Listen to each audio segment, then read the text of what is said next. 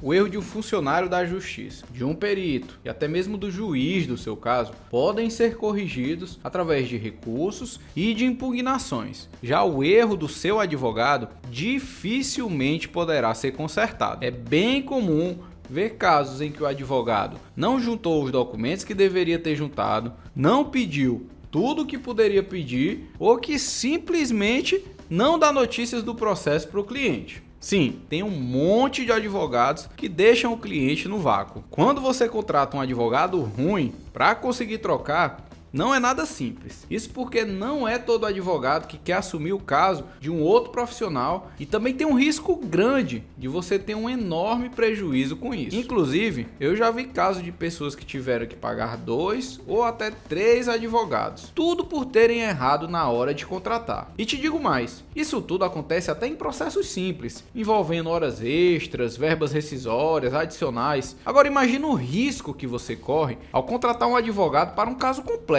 como são os processos envolvendo a síndrome de burnout. Nesses casos, não dá para arriscar e contratar qualquer profissional. Para mim, que sou advogado, é simples identificar um mau profissional. Alguém que não sabe o que está falando ou que simplesmente não parece ser comprometido o suficiente com o trabalho. Mas para alguém que não é da área, alguém que não tem o conhecimento jurídico, isso pode ser uma tarefa bem difícil. Por isso eu trouxe aqui algumas dicas que vão te ajudar a escolher um ótimo advogado para o seu caso e evitar que você acabe contratando um advogado generalista. Pode colocar todos os seus direitos em risco. No fim do vídeo, você terá informações suficientes para escolher um advogado que vai tratar o seu caso como único, e não como se fosse só mais um profissional que vai trabalhar com técnica e não com a sorte. O meu nome é Alan, eu sou advogado trabalhista e aqui no canal você encontra tudo que o seu patrão não quer que você saiba. Se você tem um ar-condicionado inverter, da marca LG, e ele dá um problema, você vai procurar um eletricista ou um técnico em ar-condicionado? Eu imagino que um técnico, né? Agora imagina que você encontra 2 anúncios na internet. O primeiro é de um técnico que diz que conserta todos os modelos do mercado. Já o segundo é de um técnico que diz ser especialista em aparelhos da LG. Você ligaria para qual dos dois? Eu imagino que para o segundo, né? Na hora de contratar um advogado, você precisa ter o mesmo pensamento. Quanto mais específico o profissional, melhor ele será naquele assunto. Isso daí é um fato em todas as áreas. Basta você pensar, na hora de procurar o tratamento para o seu burnout, você não procurou um ortopedista, você procurou um psiquiatra, um neurologista, psicólogo, e eu também imagino que você deu preferência a profissionais especializados em burnout. Não foi assim que aconteceu? Então você precisa fazer a mesma coisa com o seu advogado. Antes de contratar, tenha certeza de que ele é advogado trabalhista, atua em causas envolvendo doenças ocupacionais, tem experiência em casos envolvendo adoecimento mental e que ele já cuidou de causas envolvendo a síndrome de burnout. Gente, as causas mais difíceis na justiça do trabalho são aquelas que envolvem o adoecimento mental. Você pode perguntar isso daí para qualquer advogado. Esse tipo de ação é extremamente delicada e precisa ser acompanhada por um profissional especializado. Então vamos lá. Você achou um advogado e está pensando em contratar ele? A primeira coisa que você precisa fazer é perguntar se ele atua em outras áreas além da área trabalhista. Se ele disser que sim, você já precisa ficar com o pé atrás. Agora, se ele disser que não, confirma que ele realmente tem experiência em causas envolvendo adoecimento mental relacionado ao trabalho. Essa aí é a primeira dica para que você escolha um bom profissional. A segunda dica é para você pesquisar na internet o que é que as pessoas vêm falando sobre esse camarada. Joga lá o nome completo dele no Google. O que é que você achou? Olha, eu entendo demais quem não tem rede social, não publica nada na internet, eu entendo mesmo. Mas hoje em dia, isso é meio estranho. Sempre que eu quero comprar algo ou contratar alguém, a primeira coisa que eu faço é dar uma pesquisada no Google. E dependendo do que aparece por lá, eu não contrato. Inclusive, outro dia eu precisei ir no dentista e a clínica que estava coberta pelo meu plano tinha várias avaliações negativas no Google, dizendo que demoravam demais, marcavam o horário e não cumpriam e várias outras coisas negativas. Quando eu vi aquilo ali, fiquei morrendo de medo de passar raiva. E aí fui pesquisar outras clínicas e, por incrível que pareça, eu achei uma clínica perto da minha casa. que tinha várias avaliações positivas no Google. Sabe aquela avaliação que você fica até com vontade de contratar o profissional? Pois é, era um desse tipo aí. E no fim da história, eu preferi pagar por uma consulta por fora do meu plano e te digo que valeu super a pena. Então, moral da história, pesquisa aí o nome do advogado no Google e confere se não tem nada de errado por lá. E aqui tem uma dica extra. É importante que você pesquise tanto o nome do advogado como o nome do escritório dele. Assim você não deixa passar nada. Lá no Google, provavelmente você vai encontrar a página do Google Negócios do advogado ou do escritório. E lá geralmente tem avaliações de quem já é cliente deles. O Google Negócios é uma página desse jeito aqui. Clicando aqui nas avaliações, você consegue ver tudo que estão falando do escritório. E já aproveita que você está aí no Google e pesquisa pelo Cadastro Nacional dos Advogados. Vai aparecer o site cna.oab.org.br. A primeira página que vai abrir é essa daqui. O que você precisa fazer aí no CNA é pesquisar pelo nome do advogado e acessar a ficha dele. Confere se ele está regular com a OAB. Tem que aparecer isso aqui, ó.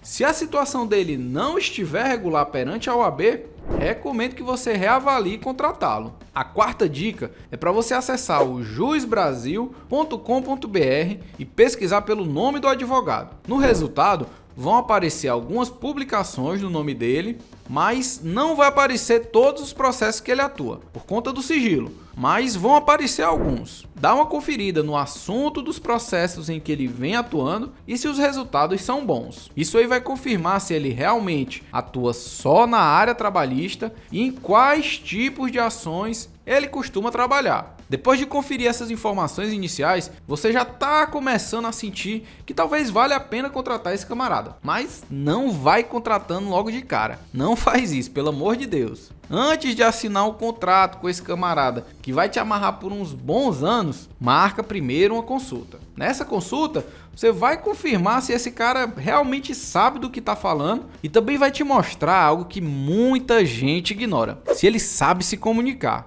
Olha, nada contra quem faz isso, mas tem gente que fala feito um robô. Advogado, então, tem uns que ficam falando um monte de coisa técnica, coisa que só advogado tem a obrigação de saber. E aí, obviamente, você não entende nada. Agora me fala, como é que você vai contratar um profissional que não sabe nem explicar o serviço que vai prestar? Um processo judicial é algo que demora. Você não vai resolver isso em 1 ou 2 meses. Pelo menos essa não é a regra. Na maioria dos casos, um processo costuma demorar anos. E aí, imagina ter que ficar anos sem entender ao certo o que está acontecendo no teu caso. É exatamente isso que vai acontecer se você não contratar alguém que se comunique de forma clara e acessível. Alguém que fale como um ser humano e não como um robô jurídico. A sexta dica é para você, ainda na consulta, fazer algumas perguntas estratégicas para esse camarada. O objetivo aqui é confirmar se ele realmente sabe do que está falando. Alguém que tem um conhecimento mais aprofundado sobre o assunto precisa saber responder com segurança quando a justiça reconhece uma doença como uma doença do trabalho, quais são os requisitos para que alguém possa ser indenizado por uma doença do trabalho, quais as etapas de um processo envolvendo a síndrome de burnout, o que é necessário provar nesse processo, se no seu caso existem provas dos riscos psicossociais que te levaram a adoecer e, por fim, o que é possível pedir no seu caso. Aqui, você precisa ter bastante atenção e verificar se ele responde essas perguntas com segurança e firmeza, se ele realmente sabe do que está falando. E lembra da dica anterior, ele tem que traduzir esse negócio todo para uma linguagem acessível. Eu gosto de pensar que se o camarada passou 5 anos na faculdade e não consegue traduzir aquele conhecimento para alguém leigo, ele com certeza fez algo de errado. Mas vamos lá, se você sentir firmeza nas respostas dele, recomendo que confirme com o advogado se ele tem um escritório físico. Apesar disso daí não ser algo que vai fazer muita diferença na sua vida, mostra que ele é um profissional com estrutura e que ele tem algum tipo de solidez. Outra coisa que você pode perguntar na consulta é se ele escreve sobre o assunto. Se tem livros, artigos ou qualquer coisa desse tipo. Isso daí vai mostrar que ele tem bastante conhecimento sobre o assunto. Depois disso, você já tem aí informações suficientes para decidir se esse profissional é competente ou não. Mas calma, não é só isso que você precisa analisar. Talvez você não saiba, mas cada processo tem vários e vários prazos. Só até o julgamento em primeira instância, o seu advogado vai se deparar com pelo menos uns 5 ou 6 prazos. Em um único processo, isso não dá muita dor de cabeça. Mas imagina um escritório com 1.000, 2.000, 10.000 processos. É coisa pra caramba. Então você precisa saber como é que esse camarada vai dar conta de todos esses prazos. Como é que esse camarada vai acompanhar o teu processo?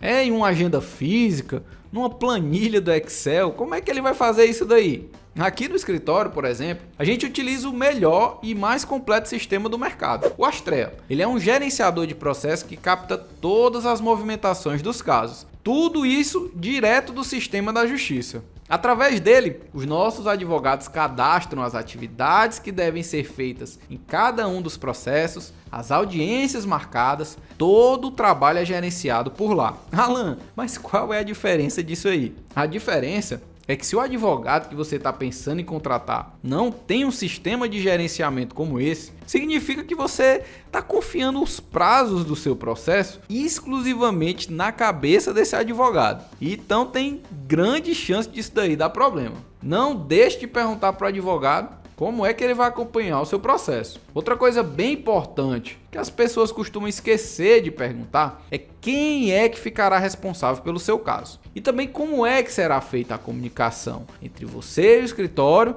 e com que frequência você será informado sobre o seu processo. Pode ser que você contrate um escritório pensando que o sócio de lá vai ficar à frente do seu processo. Mas no fim das contas, quem vai ficar responsável pelo seu caso é o estagiário. Então, pergunte isso para ele. Também pergunte como é que você poderá se comunicar com o escritório. Se é por e-mail, ligação, WhatsApp, carta, enfim.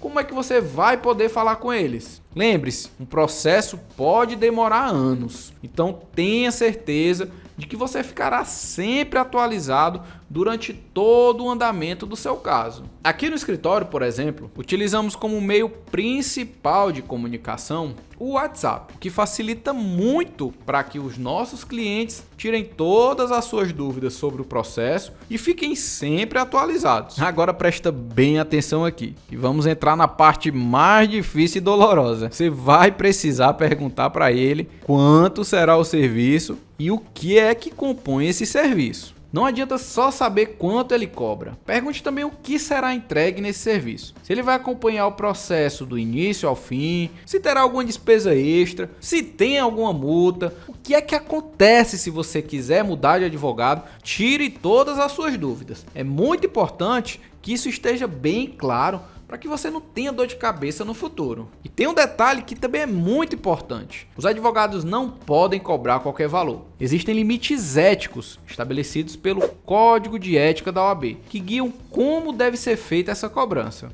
A OAB estabelece um limite mínimo e máximo de quanto deve ser cobrado. Isso é muito importante na hora de escolher o seu advogado. Afinal, você não quer contratar alguém que cobra acima do valor máximo ou então abaixo do valor mínimo. Ficou curioso para entender essa questão do valor do serviço de um advogado? Eu falei sobre isso de forma detalhada nesse outro vídeo aqui. Lá eu mostro quanto cobra um advogado trabalhista, quais são os limites e te dou outras dicas sobre o assunto. Espero que essas dicas te ajudem na hora de contratar o seu advogado e que você faça uma ótima contratação de um profissional que realmente te defenda e lute pelos seus direitos. Se você gostou do conteúdo, se inscreva aqui no canal para ficar sempre por dentro de tudo que o seu patrão não quer que você saiba. Obrigado por assistir até aqui, um abraço e vai lá descobrir quanto cobra um advogado trabalhista.